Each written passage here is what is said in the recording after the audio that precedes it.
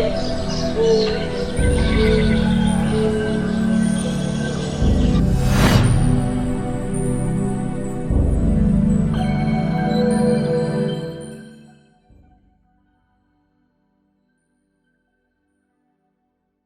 I would like to introduce to you Sister Linda Sarsour. Linda Sarsour is a working woman, community activist, and mother of three. Ambitious, outspoken, and independent, Linda shatters stereotypes of Muslim women while also treasuring her religious and ethnic heritage. Currently, she is the Advocacy and Civic Engagement Coordinator for the National Network for Arab American Communities, the NNAAC, a network of 22 Arab American organizations in 11 states, including the District of Columbia, nationwide, where she conducts trainings nationally on the importance of civic engagement in the Arab and Muslim American community. Locally, she serves as the director of the Arab American Association of New York, a social service agency serving the Arab community in NYC. Linda's strengths are in the areas of community development, youth empowerment, community organizing, civic engagement, and immigrants' rights advocacy. Sister Linda.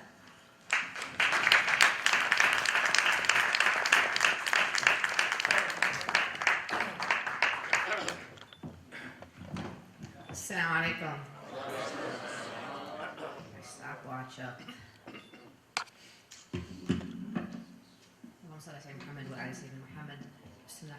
Thank you everyone for having me here today. I'm quite honored to be here. Although it's at a very sad note, I feel every day that our world is overwhelmed with evil and violence, and please join me in making some prayer and dua for our sisters and brothers in Lahore, Pakistan. I also want to say on behalf of families, Syrian families who are here, many of whom are Arabic speaking, that they also extend their appreciation for this invitation for them to be here. And they are very grateful for the hospitality of the New Jersey community of our Syrian sisters and brothers who have also experienced so much evil and pain and torture and have come here in the embracement of a beautiful Muslim community in a beautiful community here in Jersey. So I thank you, sisters and brothers, for showing our Syrian sister brothers true sisterhood and brotherhood and true Islam. So I'm grateful for that, and they are grateful to be here with all of you today. Sisters and brothers, we are going through rough times as a Muslim community in the United States of America. And I tell people that, and they ask me all the time, they say, Sister Linda, you know, how do we combat Islamophobia? And I tell you, sisters and brothers, that the first and foremost thing every day when you wake up in the morning and you are thankful to Allah for giving you another opportunity to live, that you stay unapologetically Muslim. Sisters and brothers, the way you combat Islamophobia is by standing tall every day and being proud of the beautiful faith that we have the pleasure and conviction to follow. That we have nothing to apologize, sisters and brothers. We have everything to be proud of. And I think one of the things we do often in the Muslim community, particularly with our young people, is we teach young people a lot about Quran and memorization, and we send them either to Islamic schools or we send them to weekend schools. And I think that's important, and hadith is important, and teaching them seerah of the Prophet is important. But I also think what's important, especially in the context of living in the United States of America, is you have to teach your young people about their history in this country. What does it mean?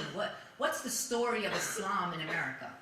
Just like black history is American history, Islam is American history.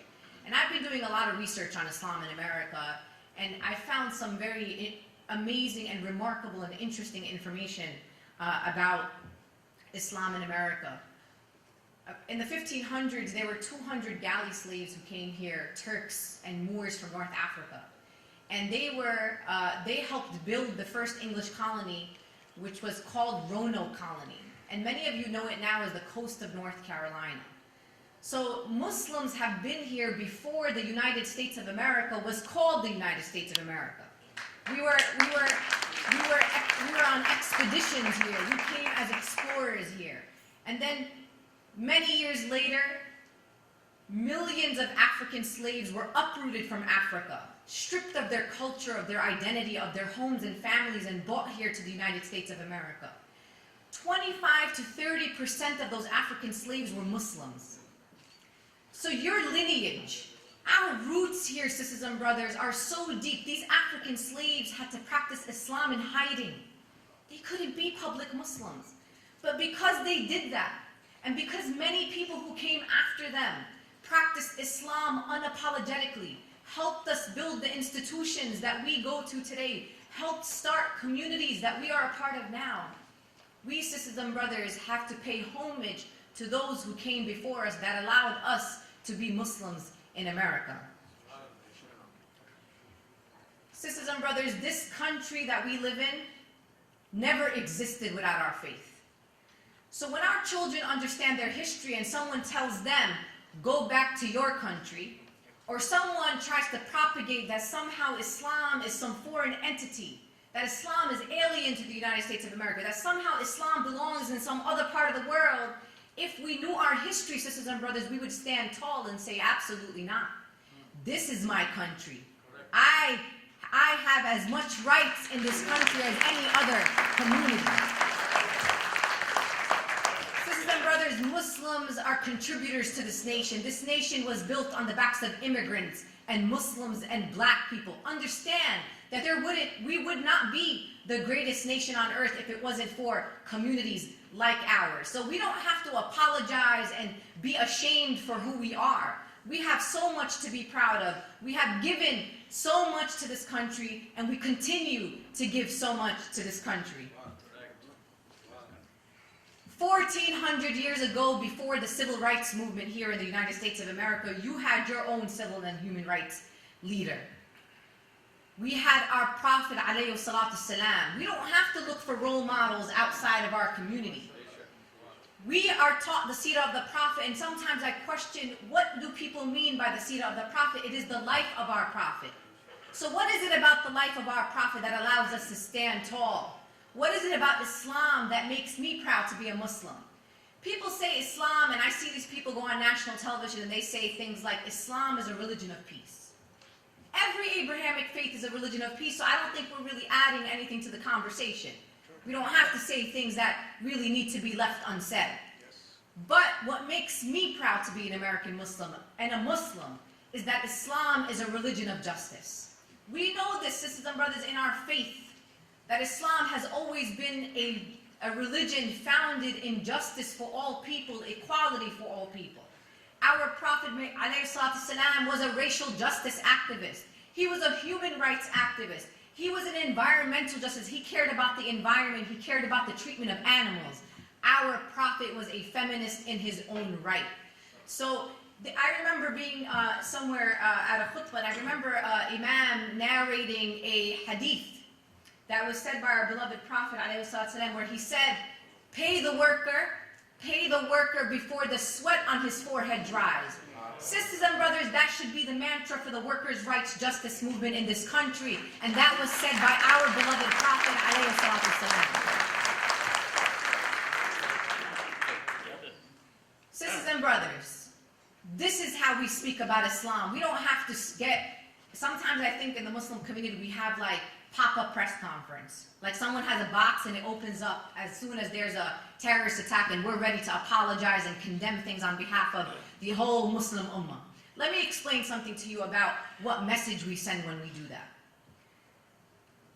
Sisters and brothers, when we, and you bear with me, and if you do this, I'm not judging people individually, I'm trying to help us have a conversation about what message we send to the rest of the world.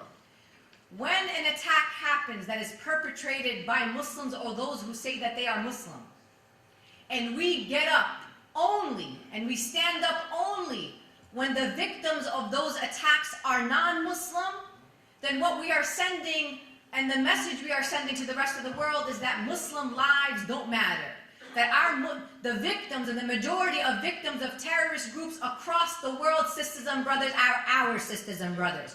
So if you want to get up and you want to condemn attacks in Paris or Brussels, you better be standing up and doing a press conference condemning the attacks on our brothers and sisters in Lahore, Pakistan.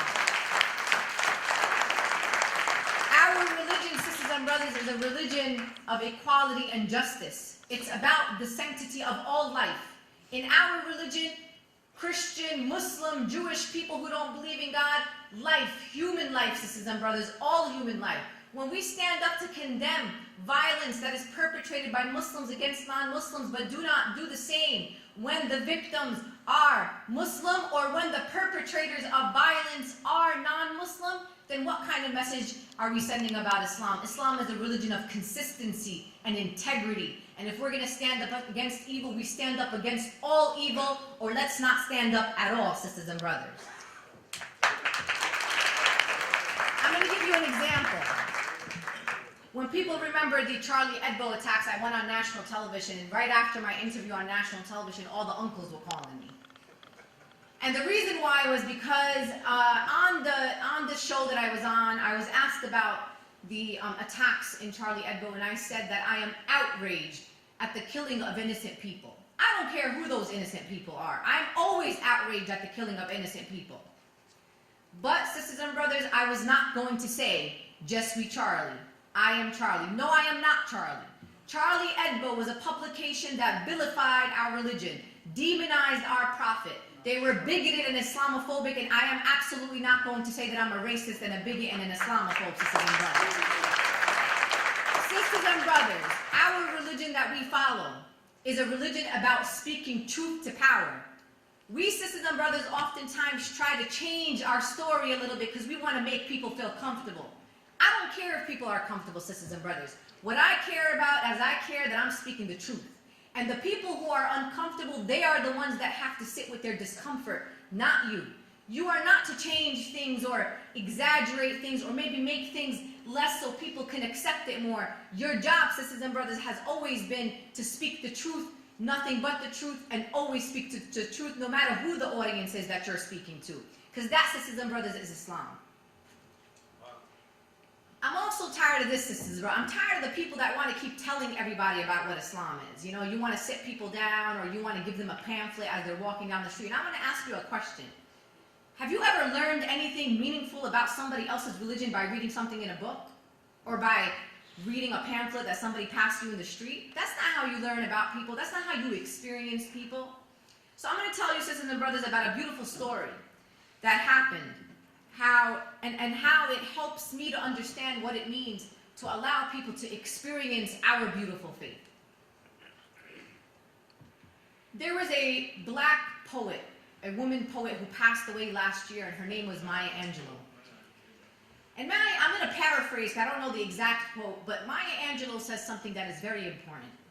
She says, don't focus too much on the words. Focus on how you make people feel.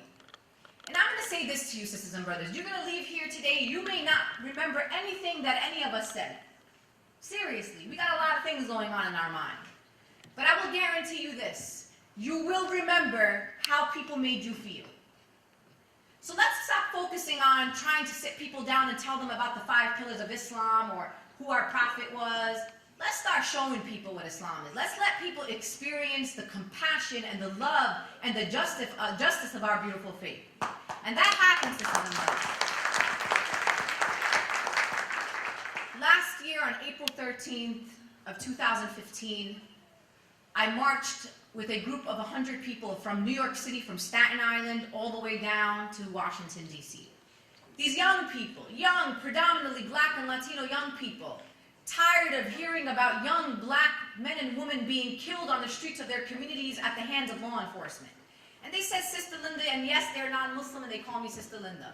They said, Sister Linda, we're tired of this. Nobody cares about us. No one is doing anything about this. Every day we hear about people in our communities that are being killed, and it's like another day in the United States of America, and we're tired of it. So me and my friend, one who's African-American named Tamika Mallory, and another sister named Carmen Perez, who's a Mexican-American, says, so what do you want to do? We want to march from New York City to Washington, D.C., and we want to start from Staten Island, where Eric Garner, who many of you saw a video of Eric Garner, who was choked by a New York City police officer, and in that video, Eric Garner, who was unarmed, asked the police officer to breathe. 11 times, sisters and brothers, in this video that millions of people watched across the world, where a father and a grandfather was asking a police officer for some rahmah, some mercy, to let go of his neck. And because that police officer had no rahmah in him, this young, it wasn't a young man, a middle-aged man, died on the streets of his community. So we told these young people, you must be crazy. I said, do you know where Washington, D.C. is? Washington, D.C. is 250 miles away from New York City. They said they didn't care. They wanted to march. They wanted to do something to draw attention to the brutality against people of color by law enforcement agencies across the country. So I was a co-chair of the march. I left my family for 9 days and I said, you know what, these young people have so much conviction, so much principles, I'm going to march with them. So I thought to myself, what can I do as a Muslim in this opportunity? I have 100 people, many of them, pretty much only 6 of the 100 were Muslim. So the majority of them non-Muslim. So what was my responsibility? What could I do? What kind of opportunity can I give them to experience my faith? So I found a masjid, sisters and brothers. I found a masjid in Philadelphia. So you know, every night we had to find some place to sleep. So my responsibility, the responsibility of Tamika and Carmen, that we had to protect these 100 people on the highways. We had to make sure they had things to eat on the way down there, that they had places to sleep at night. So you know how it is in our community. You call one uncle, and another uncle calls another uncle, and then you find a masjid. So I found this beautiful masjid in Philadelphia called Al-Hidayah Center, the gift. And it was absolutely a gift to me and the 100 people who marched with me. I called them up and I said, Assalamu alaikum, this is my story. These are the people that I have. I want to bring them so that you can host them for a night to sleep at your masjid. This beautiful imam heard the story, heard the reason why we were marching. He said to me, our home is your home, Sister Linda. You bring your friends and you come and stay at our mosque. So we get to Philadelphia and some people pick us up and we go to this masjid and we show up, and here are this beautiful imam and his board members and their families welcoming us into this masjid.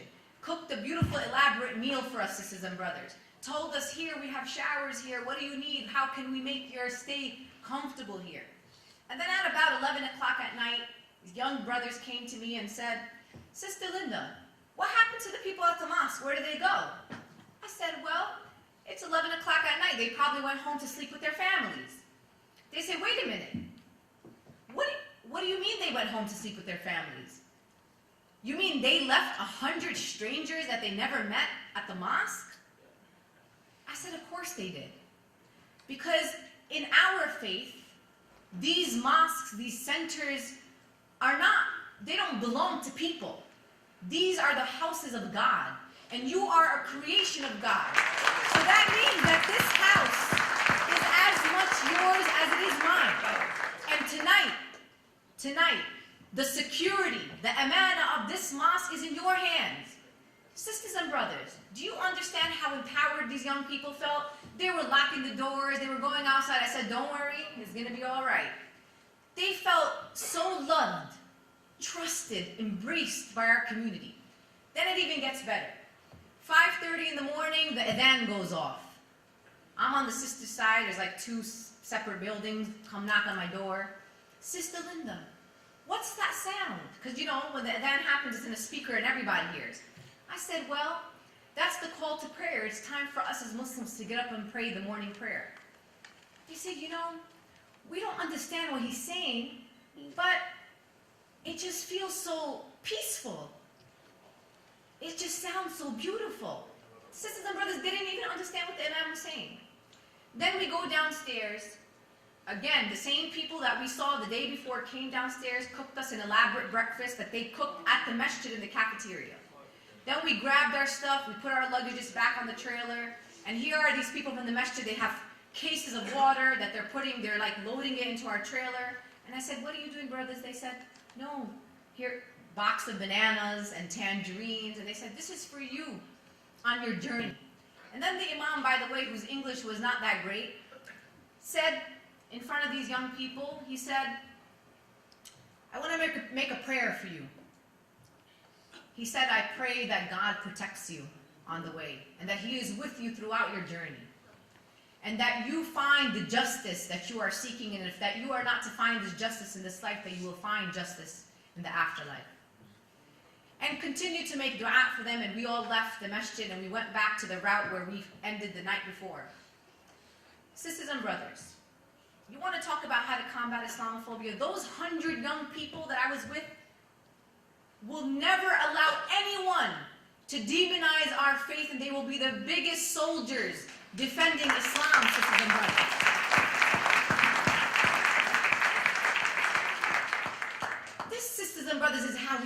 show people our humanity and how we care about social justice and justice for all people. This, sisters and brothers, is the beauty of our faith. When people are in need of support and they turn around and they find fellow Muslims standing there with them. We don't come there because, we think it's a good idea. We come there because our faith calls us to be where justice is needed, because that, sisters and brothers, is the foundation of our beautiful faith that we follow. Sisters and brothers, we have to understand that in this country, when we say justice, justice is not just us. We will never in this country win full rights as Muslims if we are not fighting alongside other communities who are also fighting for their civil and human rights in this country. Sisters and brothers, when I think about the time in August 2014, when a young boy in Ferguson, Missouri, in a place that I never heard of, I didn't even know there's a place called Ferguson, Missouri, when a young boy, it doesn't matter, sisters and brothers, what Mike Brown did before he got shot. People will say, oh, well, he roughed up the store owner. Oh, maybe he stole something from the store. He was a young person. Whatever Mike Brown did, he did not deserve public execution on the streets of his community, sisters and brothers. Not only did Mike Brown get shot as a unarmed young boy right in front of his apartment complex, but for 4.5 hours, sisters and brothers, that young boy laid outside in the streets, swimming in his blood. No ambulance, no EMT, no 911, no family members were allowed to touch him. And then if you think that was bad enough, sisters and brothers, 4.5 hours later, an SUV pulled up. They picked up Mike Brown off the floor, threw him in the back of an SUV like he was an animal, like he was a bag of rocks. That didn't happen, sisters and brothers, in Palestine or in Afghanistan or in Iraq. That happened right here in the greatest nation on earth to a young boy that could have been any one of our children. And what moved me about that story, sisters and brothers, is that it was the same summer when Gaza was under bombardment by the Israeli government. There were houses being demolished, babies scattered on the streets. There was young people, Muslim young people in Gaza, barely who had internet access. Maybe they were going to die tomorrow, they didn't know. They were sending messages to kids in Ferguson, telling the kids in Ferguson how to protect themselves from the tear gas that was being thrown at them by the National Guards and the military apparatus that was sent to Ferguson. So here I am in Brooklyn, thinking to myself, I'm an American Muslim, very privileged, safe, living a pretty good life in Brooklyn, New York, and here are my sisters and brothers in Gaza who barely have internet access that are providing advice and resources and standing in solidarity with people in Ferguson. I was ashamed, sisters and brothers. At that moment, I questioned my own humanity. You know what I did? I got on an airplane and I went to Ferguson. I went to bear witness, sisters and brothers. And you know what people were asking me there? They weren't confused. They weren't pushing me away. They were loving me for being there. They were welcoming me into their community. They were talking to me and asking me who I am and where I'm from. And if you notice now, sisters and brothers, in what we're calling now the Black Lives Matter movement, do you notice in the Black Lives Matter movement the solidarity between black people and black organizers and activists with Palestine? The Palestinian Solidarity Liberation Movement has been uplifted as part of the Black Lives Matter movement. Because, sisters and brothers, there was solidarity. There was a way of showing each other empathy and love, which is exactly what our faith is about. So I tell you this, when you hear about a young boy in Newark, New Jersey, or Trenton, New Jersey, who's unarmed and killed at the hands of law enforcement, when you go there to support that community or that family, you're not an ally. You're not a light-skinned white ally, sisters and brothers. We are Muslim. 1/3 of the American Muslim community is African American. So when you are out there calling for justice for young people like Mike Brown, you are also doing that for your own sisters and brothers who have to be black and Muslim in 2016 in the United States of America. Sisters and brothers, social justice movements in America are only natural for the American Muslim community. And I tell you, sisters and brothers, when we're learning about the seerah of the Prophet, if our Prophet was a person that stood with all marginalized people, with all poor people, if he was calling for equality and justice, why are we not doing that, sisters and brothers? This is who we are to follow. This is when we pray and invoke the name of our Prophet and his companions. This is exactly why we, sisters and brothers, have shortchanged our beautiful faith by not being part and active in social justice movements in the United States of America.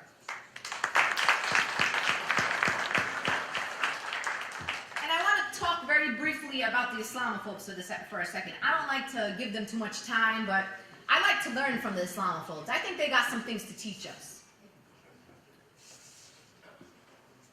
When the Islamophobes attack our community, let's talk about this for a minute. If they are vandalizing a masjid, do you think that the Islamophobes go online and Google to see if that masjid is Shia or Sunni, or where that imam came from, or what madhab that masjid is? When they attack our sisters on the streets who are wearing hijab, do you think they tap the sister on the shoulder and tell her, are you from Pakistan or from India? Are you Palestinian? They don't care. All they know, sisters and brothers, is that sister is Muslim, and that masjid, Muslims go to that masjid. So I want to ask you a question, and I ask myself this question all the time. If the Islamophobes are treating us like we are one community, why are we not acting like we're one community, sisters and brothers? You want to combat Islamophobia, we have the opportunity to be a united, resilient community, because the Islamophobe sisters and brothers know exactly where the cracks are in their community. They know which imam doesn't talk to which imam. They know sometimes there may be some divisions between the Sunnis and the Shias in our community. They know that we are divided sometimes by class. Some of the elite Muslims don't get down with some of the poorer Muslims. You think they don't know? They know. So they play off what they see are our weaknesses. So why are we giving them that? Why are we providing them that on a silver platter, sisters and brothers? We, sisters and brothers, only have each other. And we cannot expect anybody else to do for us if we don't do for each other. If we are not doing for our young people, if we are not instilling the values and the confidence in our young people, who's supposed to do that? It is our responsibility, sisters and brothers, to put whatever issues that have divided us in the past to the side. They're not worth it anymore, sisters and brothers. And why I'm so proud of this next generation of young people is, alhamdulillah, they do not carry the baggage of our elders. We don't care if you're Shia or Sunni. We don't care if you're a family from Pakistan or you're African American. We know one thing: we are American Muslims, and we will stand together, and we will stand confidently and strong against anyone who wants to attack us in our community.